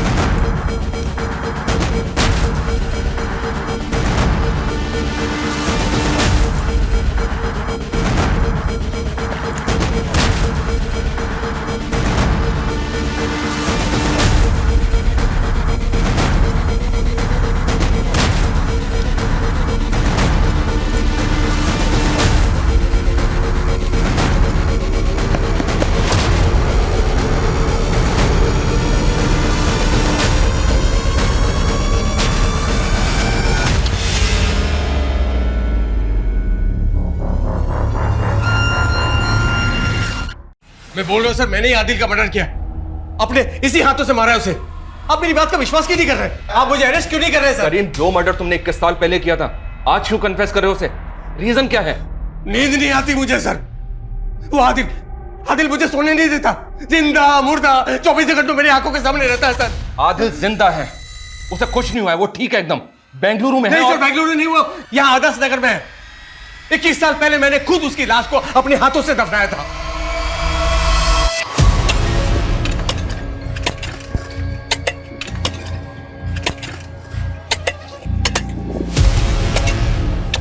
सर ये सब आपको अजीब नहीं लग रहा है? जिसने 21 साल पहले मर्डर करके उसको इतनी सफाई से छुपाया, फिर वही 21 साल बाद आकर खुद को मर्डर साबित करने के लिए इतना कुछ कर रहा है।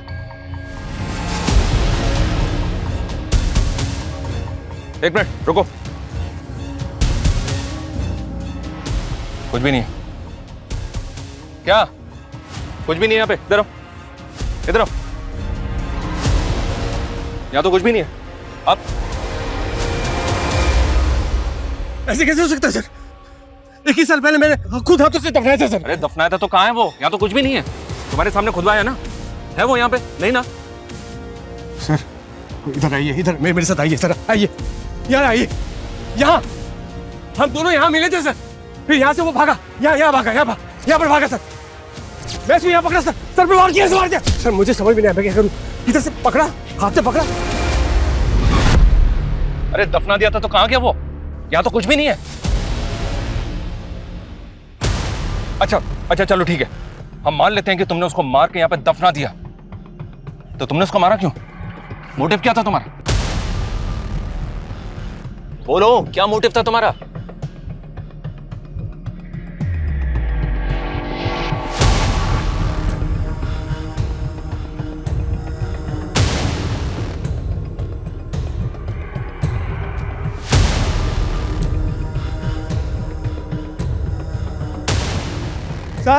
सर इधर आओ, नहीं सर उधर नहीं, लाश को मैं खींच के यहाँ दफनाया था सर। क्या ये सब? कभी बोलते हो इधर दफनाया था, कभी बोलते हो उधर दफनाया था। नहीं सर, मैं गलती हो गई सर, वो उधर नहीं सर, इधर दफनाया था। लाश को खींच के मैं इधर लाया था। भाई साहब, हाँ इधर आओ, इधर खोदो, मिल जाएगा। नादिया मेरी बात सुनो, नादिया प्लीज रुक जाओ। रुस्तम, तुम्हें जेल जाने का शौक होगा, मुझे नहीं है। और तुम्हारे भाई का ये जुनून ना अब मुझसे बर्दाश्त नहीं होता। नादिया वो बीमार है। वो बीमार नहीं, उसका दिमाग खराब है। तुम्हें समझ नहीं आता क्या? मैं अपने घर जा रही हूँ अब्बा के यहाँ पर, और तुम्हारे सर से जब ये तलवार हट जाएगी ना तो मुझे बुला लेना, मैं आ जाऊंगी। नादिया सर मैं बता रहा हूँ, जवाब देना भारी पड़ जाएगा। मजाक बन के रह जाएंगे कि सर फिरे की बातों में आकर पुलिस वालों ने अपना समय और रिसोर्सेज दोनों बर्बाद कर दिया। पता नहीं क्यों पर मुझे उसकी बातों में कुछ तो सच्चाई नजर आ रही है। वो इतने यकीन से जो बोल रहा है। कुछ तो क्या, अगर तबीयत से तोड़ेंगे ना तो पूरी सच्चाई उगल देगा वो, सही बता रहा हूँ मैं। लेकिन ये आंदोलन वाले, इतनी सारी संस्थाएं, फिर वो बखेड़ा खड़ा कर देंगे। मुझे समझ में नहीं आ रहा सर कि आदिल फोन क्यों नहीं उठा रहा। मैं एक काम करता हूँ, दोबारा मिला के देखता हूँ अभी उसे। मिलाओ। The number you are trying to call is currently busy. Please try again later. नहीं उठा रहा सर। एक काम करो, उसको मैसेज छोड़ो, कभी तो देखेगा। ठीक है सर। लेकिन सर मुझे लगता है कि हमें आदिल के परिवार वालों से फिर से मिलना चाहिए, फिर से खुल के बात करनी चाहिए। कहीं से कुछ तो मिलेगा। मैं बात तो करनी चाहिए, पर बोलेंगे क्या उन्हें? एक आदमी क्लेम कर रहा है कि 21 साल पहले उसने उनके बेटे को मार के कहीं गाड़ दिया, जबकि वो बेंगलुरु में सही सलामत है। मजाक उड़ाएंगे हमारा। ऊपर से उम्रदराज लोग हैं, कहीं कुछ उल्टा ही ना पड़ जाए। पर बात तो करनी पड़ेगी, थोड़ा संभल के और सेंसिटिव तरीके से। करीम, नाम तो सुना हुआ सा लग रहा है पर याद नहीं आ रहा है कौन है। मुझे भी सुना सुना लग रहा है, पर बात क्या है? हाँ क्या हुआ? बोलिए ना, मुझे बहुत घबराहट हो रही है। देखिए प्लीज, आप घबराइए मत। वैसे आदिल बेंगलुरु में कब से है? जब से उसकी नौकरी लगी है, 20 से 21 साल। 20 से 21 साल? तो आप लोग आदिल से मिले बेंगलुरु जाते होंगे ना? जी नहीं, दरअसल वो जब से वो नौकरी मिली, वो मसरूफ हुआ है तो वो कभी यहाँ आ नहीं पाया, और हम लोग भी कभी उससे बेंगलुरु मिलने जा नहीं पाए। संभल कर जाना है। जी अम्मी। अब्बू। हाँ आदिल, देखो बेटा, इंटरव्यू के हर सवाल का जवाब सोच समझ कर देना, हड़बड़ी मत करना। तुम्हें नौकरी हर हाल में मिलनी चाहिए। जी अब्बू। ये तुम्हारे हाथ में क्या है? अब्बू वो कुछ नहीं है, डॉक्यूमेंट्स है, वो लोगों ने मंगाए। खुदा हाफिज अब्बू। खुदा हाफिज। संभल कर जाना। जी अम्मी।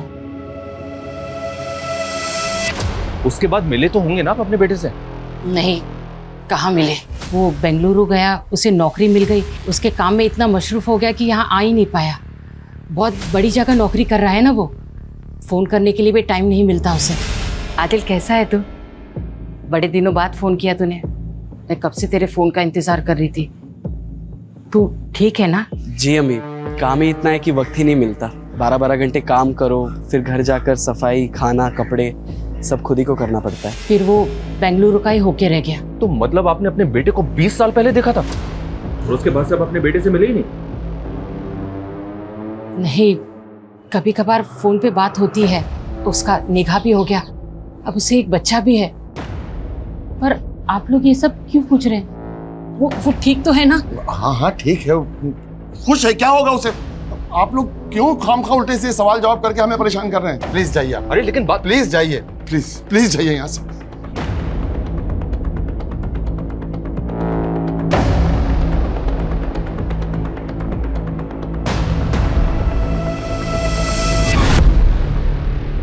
सर, आदिल के फादर ने जो नंबर दिया था उस पर कांटेक्ट करने की कोशिश कर रहा था, लेकिन कांटेक्ट हो नहीं पा रहा। फिर मैंने अपनी टीम को उसके डिटेल्स निकालने के लिए बोल दिया। बहुत जल्द उसके डिटेल्स अपने पास होगी सर।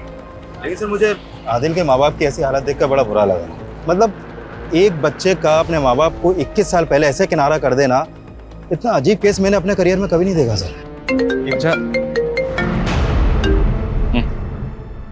हेलो, क्या? ठीक है सर, आदिल के फादर ने आदिल का जो बेंगलुरु वाला नंबर दिया था वो आदिल के नाम पे नहीं, बल्कि किसी रूपक चौधरी के नाम पे रजिस्टर्ड है। मतलब वो किसी और का नंबर है? तो फिर उनकी आदिल से इस नंबर पे कैसे बात होती है? और सर, ये नंबर पिछले 5 सालों से रूपक चौधरी के नाम पे रजिस्टर्ड है, आदिल के नाम पे कुछ था ही नहीं सर। और उनका तो कहना है कि उनकी हर दूसरे दिन आदिल से फोन पे बात होती है। आखिर कौन है जो हमें गुमराह कर रहा है, जमाल या करीम, या फिर दोनों? पर क्यों?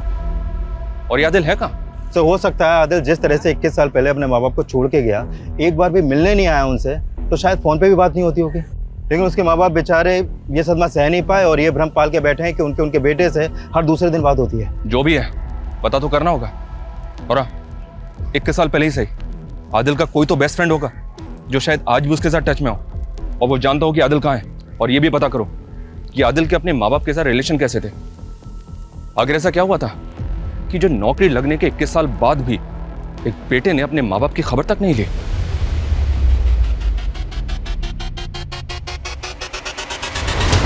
नहीं सर, 21 साल पहले वो बेंगलुरु गया, उसके बाद कभी लौटा ही नहीं। तो तुमने 21 साल में उससे मिलने की कभी कोशिश नहीं की?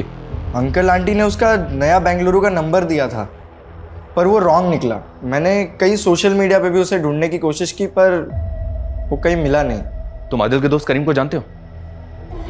नहीं। अच्छा, बेंगलुरु जाने से पहले आदिल के साथ क्या कुछ ऐसा हुआ था जिसकी वजह से वो सबके साथ कांटेक्ट तोड़ सकता है? हाँ। Myra, I love you. क्या है आदिल? मायरा, ये क्या कर रही हो? तुम्हें पता है तुम मेरे लिए बहुत लकी हो। तुम मिली, मुझे डिग्री मिल गई। आदिल, क्या बकवास कर रहे हो तुम? बकवास? मायरा, मायरा, मैं तुम्हें अपनी फीलिंग बता रहा हूँ। तुम मेरे दिल को। दूर रहो मुझसे, और खबरदार अगर मुझसे कांटेक्ट करने की भी कोशिश की तो।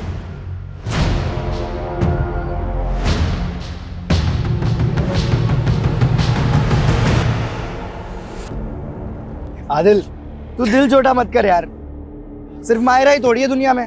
चल दूसरी लड़की पटाएंगे, चल आजा, चल। क्या धोया यार लड़की ने यार। बे मनूस, ये सब तेरी इस मनुष्य जैकेट की वजह से हुआ है। लड़की के चक्कर में दोस्ती को मत लेकर, बीच में बता रहा हूँ तुझे मैं। दोस्त है तू? अबे सांप है तू, सांप, आस्तीन का सांप।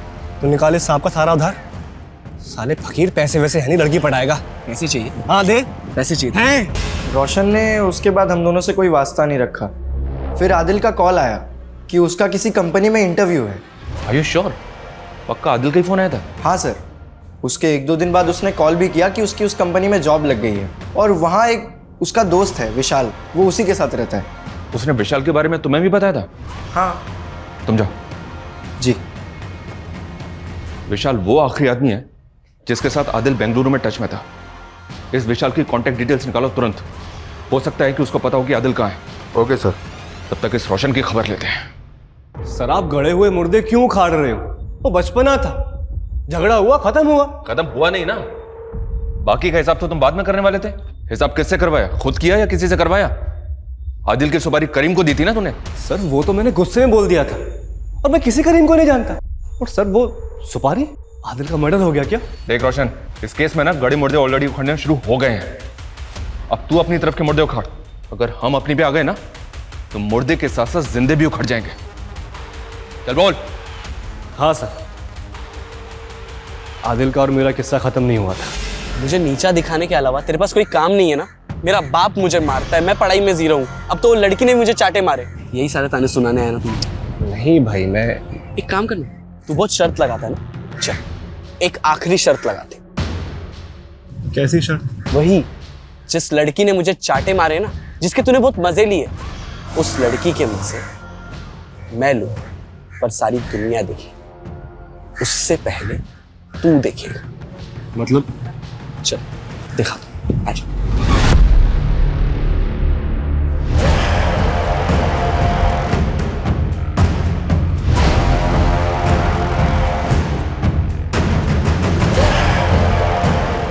ओए, कौन है बे तू? यहाँ क्या कर रहा है? मैं तुझे जिंदा नहीं छोड़ा। मेरी बेटी को उसमें क्या कर रहा था तू? सर मैं बहुत डर गया था। मुझे लगा आदिल खुद तो मरेगा मरेगा, मुझे भी मरवाएगा। उसके बाद मैं उससे कभी नहीं मिला। फिर मुझे पता चला कि वो बेंगलुरु शिफ्ट हो गया और मैं भी अपनी लाइफ में बिजी हो गया। सर मैं सब कुछ भूल गया था। मुझे आज आपसे पता चल रहा है कि आदिल का मर्डर हो गया।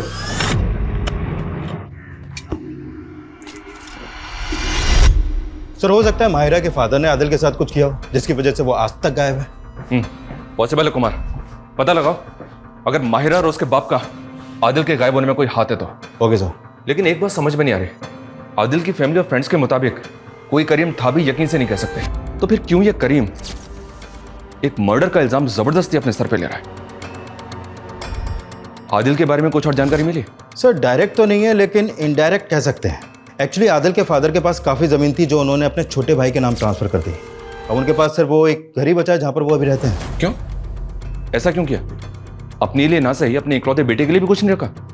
और ये भाई कौन है जो जमाल को अपनी औलाद से भी ज़्यादा प्यारा है? सर वो यहीं कानपुर में आदर्श नगर में रहता है, वहाँ का पार्षद है वो। हिस्ट्री शीटर भी है सर वो। History sheeter?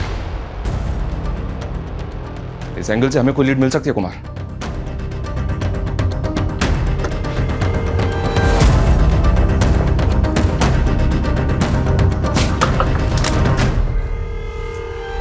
इस्माइल जी, कमाल का इत्तेफाक है ना, इधर आदिल बेंगलुरु गया और उधर जमाल ने अपनी सारी प्रॉपर्टी आपके नाम लिख दी।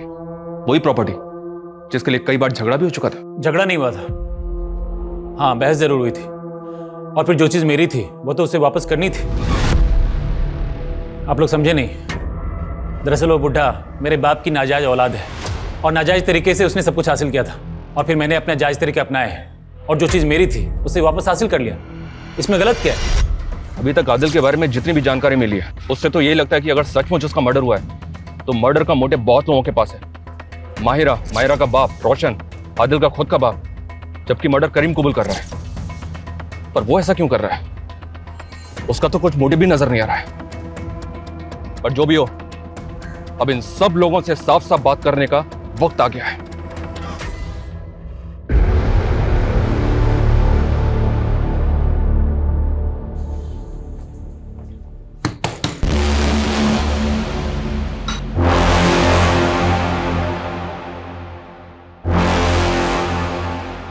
आप फिर आगे हमें परेशान करने, आखिर माजरा क्या है? हालत देखिए हमारी, परेशान लोगों को परेशान करने में मजा आता है। आपने आखिरी बार अपने बेटे को कब देखा था? वो जब वो इंटरव्यू के लिए जब वो गया था। उसकी कंपनी का नाम क्या है? किमाया फार्मा। हम इसी कंपनी को ज्वाइन किया था उसने बेंगलुरु में। झूठ बोल रहे हैं आप। हमने पता किया है, आपके बेटे ने ये कंपनी कभी ज्वाइन नहीं की। और हमने ये भी पता किया कि आप अपने बेटे के साथ स्ट्रिक्ट थे, इतने स्ट्रिक्ट कि आपने अपने जवान बेटे को एक बार मार्केट में उसके दोस्तों के सामने पीटा था। मैंने वही किया जो एक जिम्मेदार बाप को करना चाहिए। मेरा लड़का मवालियों की तरह किसी लड़की की इज्जत के साथ खिलवाड़ नहीं कर सकता। किसी लड़की के साथ या पर्टिकुलर किसी एक लड़की के साथ? वो जिस लड़की का ख्वाब देख रहा था वो हमारी बिरादरी की नहीं थी। मुझे लगा उसे सबक मिल गया होगा, लेकिन नहीं। वो जिस दिन इंटरव्यू के लिए निकला उसी दिन मैंने देखा कि वो अब भी उस लड़की के प्यार में पागल है।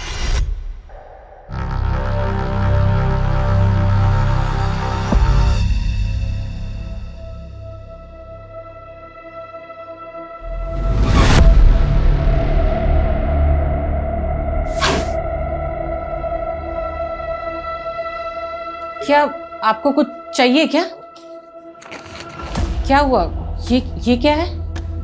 लो देखो, लव लेटर लिखा है तुम्हारे शहजादे ने, और वो भी उसी लड़की को जिसके लिए मैंने मना किया था कि हमारी बिरादरी की नहीं है। आने दो आज उसे। ऐसा सबक सिखाऊंगा कि आशिकी जिंदगी भर सर पे से उतर जाएगी। वो उस दिन ऐसा गया कि वापस ही नहीं लौटा। तो और क्या करता वो? कभी आपने उसे अपनी मर्जी से सांस तक लेने नहीं दी, इसलिए जैसे ही आजाद हुआ ना, उसने हमसे रिश्ते नाते सब तोड़ दिए और बेंगलुरु में अपनी नई दुनिया बना ली। अच्छा ही हुआ, कम से कम कोई तो खुश है।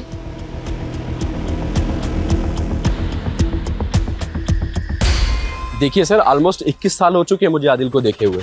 विशाल, बता सकते हो जब आदिल आखिरी बार बेंगलुरु आया था तो वो तुम्हारे घर पे कब आया था?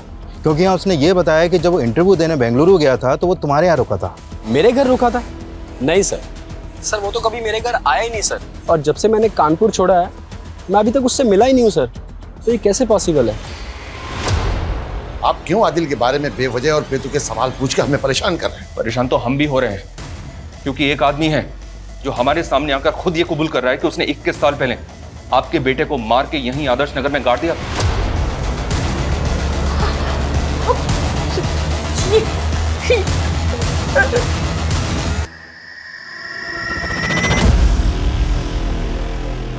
नहीं नहीं, ये झूठ है, ऐसा नहीं हो सकता।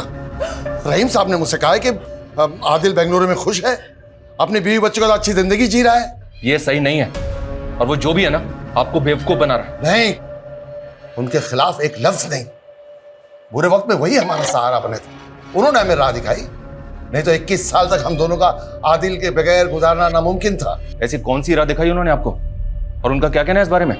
उन्होंने मुझे यकीन दिलाया कि आदिल सही सलामत है। माशाअल्लाह, आदिल कितना खुश है। कैसी खानदानी खूबसूरत बीवी मिली है उसे, और आदिल का बेटा हूबहू आदिल के ही जैसा है। पर आज भी वो आपसे नाराज है। अगर फिर उसकी जिंदगी में आप आए तो उसकी खुशियों में खलल पैदा होगा। वो जहां है उसे वहीं रहने दो।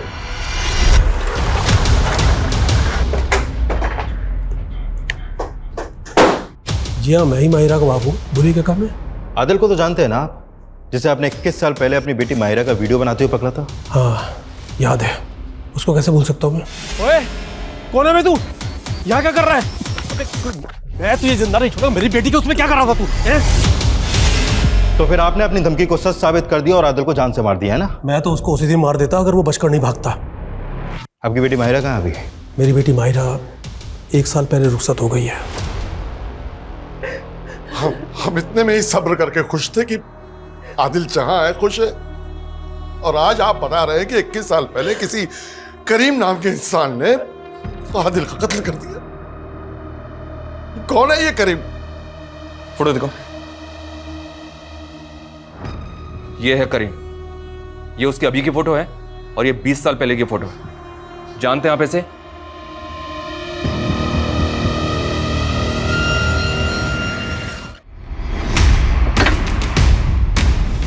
आइए, हटो पीछे।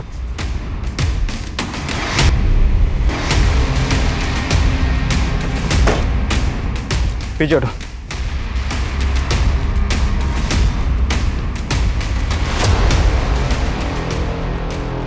सर ये कंकाल, सर कुछ समझ में नहीं आ रहा इस कहानी में। आदिल माहिरा को लेकर अपसेस था, और फिर माहिरा से अपना बदला लेकर वो बेंगलुरु शिफ्ट होना चाहता था। फिर जबकि कोई और भी था जो आदिल से ऑब्सेस था, और जो नहीं चाहता था कि आदिल कानपुर छोड़कर बेंगलुरु जाए।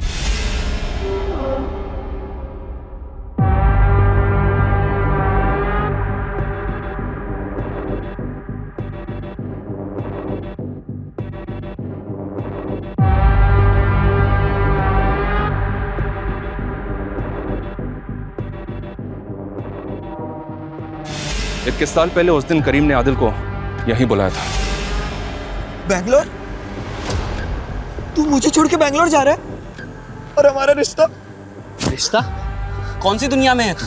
देख, जो था वो यहीं तक था, और इसके आगे कुछ नहीं होगा। और तू जानता नहीं है मेरे अब्बू को? मुझसे प्यार करने से पहले अपने अब्बू की याद नहीं आई? देख करीम, जज्बाती मत हो और गले मत पड़।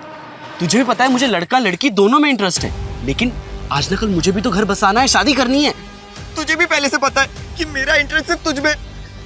मैं प्यार करता हूँ तुझसे। छोड़ यार। लेकिन अब प्यार से ज्यादा ना नफरत है तुझसे।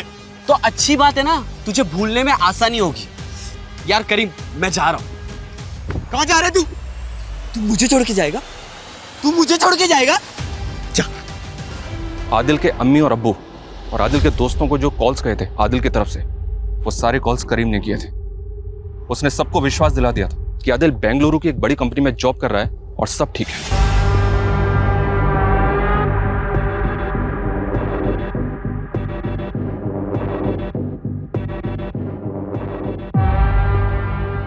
लेकिन आदिल मरने के बाद भी उसको हॉन्ट करता रहा। आइडेंटिटी क्राइसिस, डिप्रेशन, गिल्ट और डर, इन सब ने मिलकर करीम को दिमागी रूप से इतना बीमार कर दिया कि उसको हर जगह आदिल ही दिखाई देने लगा।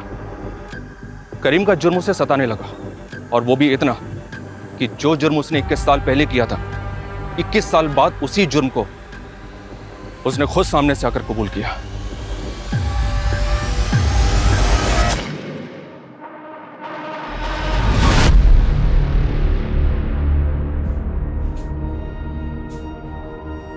क्यों? जब इतने साल नहीं कबूला तो अब क्यों? हम इसी भरम में खुश थे कि हमारा बेटा कहीं पर है अपने परिवार के साथ, और इसी भरम में हम इस दुनिया से रुखसत हो जाते। लेकिन तूने हमसे हमारा ये भरम भी झेल लिया है।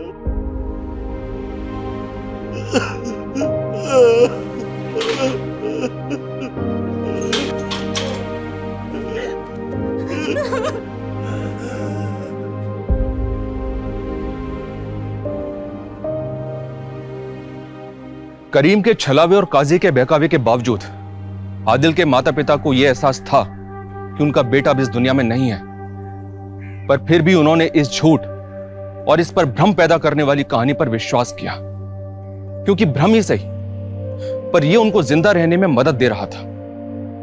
वो ये जानना ही नहीं चाहते थे कि उनका बेटा 21 साल से है कहां, यह क्या हुआ है उसके साथ, वो है भी या नहीं। क्योंकि जिस दिन उसका ना होना सुनिश्चित हो जाता, ये झूठ ही सही, भ्रम ही सही, उनकी ये उम्मीद हमेशा हमेशा के लिए टूट जाती कि उनका बेटा कभी घर वापस नहीं आएगा। जय हिंद। क्राइम पेट्रोल्स के और भी दिलचस्प कहानी देखने के लिए हमारे चैनल को सब्सक्राइब करें और बेल आइकॉन दबाना न भूलें।